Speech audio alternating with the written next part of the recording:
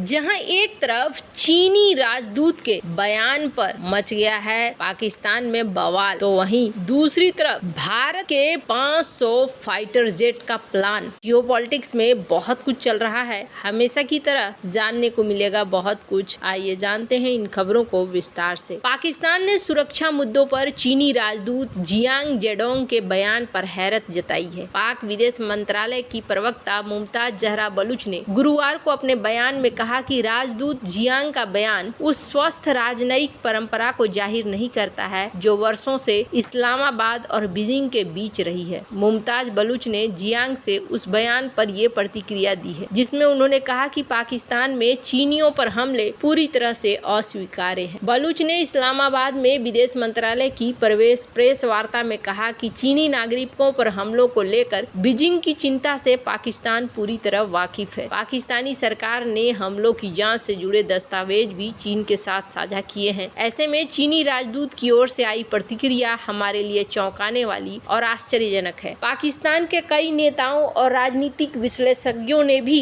चीनी राजदूत की टिप्पणी पर नाराजगी जताते हुए इसे अपने घर में बेइज्जती कहा है। पाकिस्तान में चीन के राजदूत जियांग जेडोंग ने मंगलवार को कराची में हुए आतंकी हमले पर बयान दिया था जिसमें 2 चीनी नागरिक मारे गए थे। उन्होंने कहा था कि केवल 6 महीने के भीतर 2 घातक आतंकवादी हमले अस्वीकार्य हैं। पाकिस्तान सरकार को सभी चीन विरोधी आतंकवादी समूहों के ऊपर कार्रवाई करने की जरूरत है। उन्होंने आगे कहा कि सुरक्षा चीन पाकिस्तान आर्थिक गलियारे के लिए बड़ी बाधा है। सुरक्षित वातावरण के बिना कुछ भी हासिल नहीं होगा। राजदूत जियांग ने कहा कि चीन के राष्ट्रपति शी जिनपिंग अपने लोगों की सुरक्षा की परवाह करते हैं, लोगों के जीवन को पहले रखते हैं। अब यहाँ पर जैसे ही ये मामला भड़का है वैसे ही चीन और पाकिस्तान को लेकर जो दोस्ती की कस्में खाई जाती थी वहाँ पर देखा जा रहा है कि एक अलग ही लेवल की चीजें अब होनी शुरू हो गई है। वैसे आपको बता दें पाकिस्तान को इस वक्त पैसे की जरूरत है। स्क्रीन पर एक आर्टिकल देख सकते हैं। पाकिस्तान यहाँ पर पैसों की मदद के लिए गिड़गिड़ा रहा है। अब IMF से भी इसके लोन मिलने के चांस थोड़े कम ही नजर आ रहे हैं जिसकी वजह से अब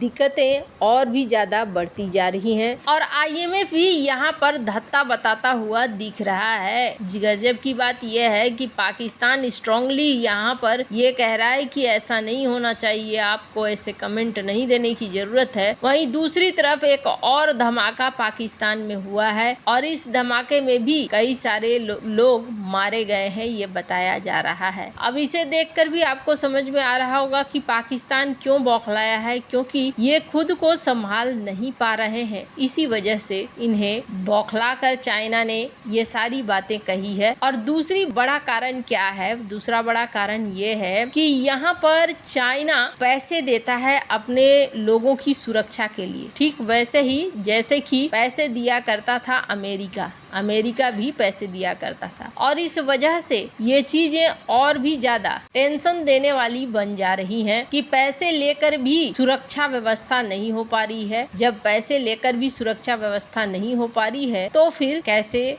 यहाँ पर हालात को संभाला जाएगा। खैर, मुझे याद आ रहा है ये उनके केयरटेकर PM थे जिन्होंने एक बार को कहा था कि देखिए पाकिस्तान के लिए चाइना वैसे ही है जैसे अमेरिका के लिए इजराइल, यानी कि इजराइल की तरह वो पाकिस्तान को ट्रीट करता है। पर यहाँ पर तो पूरा सीन ही उल्टा पुल्टा हुआ नजर आ रहा है। खैर, जहाँ एक तरफ ये सब कुछ चल रहा है वहीं दूसरी तरफ भारत का एक बड़ा प्लान। भारत करीब 500 फाइटर जेट बनाना चाह रहा है अपने घरेलू स्तर पर और अगले 20 सालों में। एक महत्वाकांक्षी प्लान है और इस प्लान से अपनी वायुसेना को पूरी तरीके से मजबूत करना चाहता है। लेकिन सबसे बड़ा क्रिटिकल चैलेंज क्या है यहाँ पर? तो इनका सबसे बड़ा क्रिटिकल चैलेंज है कुछ बहुत ही खास, जिस मामले में अब कौन मदद करेगा ये एक बड़ी वजह बन सकता है। 180 Tejas mark 1A fighter jet बनाना है इन्हें, 108 तेजस मार्क 2 बनाना है, 126 advance medium combat aircraft MK बनाना है, 100 twin engine deck based fighter jet बनाना है। अगर इन सबको जोड़ेंगे आप तो करीब 500 प्लस फाइटर जेट की तैयारी भारत व्यक्त कर रहा है। लेकिन ये तो है महत्वपूर्ण आगे बढ़ने के लिए, पर यहाँ समस्या ये हो रही है। पर भारत के लिए सबसे बड़ी समस्या क्या है? भारत ना अभी तक अपने घरेलू लेवल पर बात करें तो इंजन बना नहीं पाया है। इंजन के लिए भारत अभी भी दूसरे देशों पर निर्भर है और इसी क्रम में भारत दूसरे देशों से इंजन की सप्लाई को लेकर बातचीत कर रहा है। अभी हमने देखा तेजस के सप्लाई में भी इसी वजह से दिक्कत हुई है और भारत का घरेलू इंजन अभी तक बन नहीं पाया है। सवाल उठता है कि भारत को ये सारी चीजें मिलेंगी कहां से? तभी सबसे बड़ी चीज ये है कि बिना इंजन के यहाँ सवाल पैदा नहीं होता है। और आपको बता दूं, सबसे बड़ी बात ये देखने को मिल रही है कि एक तो तेजस के इंजन में डिले कर रहा है अमेरिका का जी, लेकिन अमेरिका का जी चाहता है भारत से एमका के इंजन का प्रोजेक्ट लेना। ये एक अजीब सी बात है जो यहाँ पर होती हुई दिख रही है। हालांकि भारत ने यहाँ पर कुछ भी ऐसा नहीं कहा है। फिलहाल के लिए अगर देखेंगे तो स्क्रीन पर यूरेशियन टाइम्स की एक खबर देख सकते हैं और इसमें ये कहा जा रहा है कि अमेरिका ने जानबूझकर, भारत ने अभी तक अमेरिकी लड़ाकू विमान का विकल्प नहीं चुना है। ये अनिच्छा पीढ़ियों से चली आ रही अविश्वास के कारण है।